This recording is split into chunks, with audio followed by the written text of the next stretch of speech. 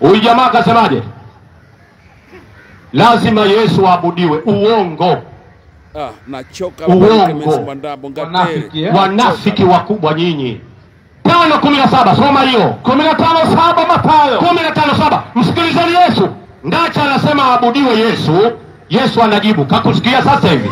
Anajibu. Anasemaje? Yesu anasema, enyi wanafiki, enyi wanafiki. Ni vema alivyotabiri Isaia kwa habari zenu. Akisema nini? Watu hawa wanafanyaje? Watu hawa huniheshimu kwa midomo safi, ila mioyo yao iko mbali nami. Safi. No. Waniabudu bure. Takbir. Ukimwabudu Yesu umekwenda na maji. Yule pale. Yesu akasema, subiri, yule pale wa Sabato, haleluya.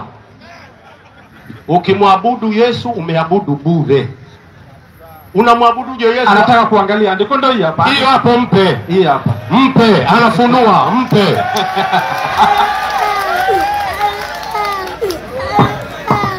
Anasema hiyo mpya. Anasemaje? Anasema hiyo andiko hajaiona. Hiyo hana.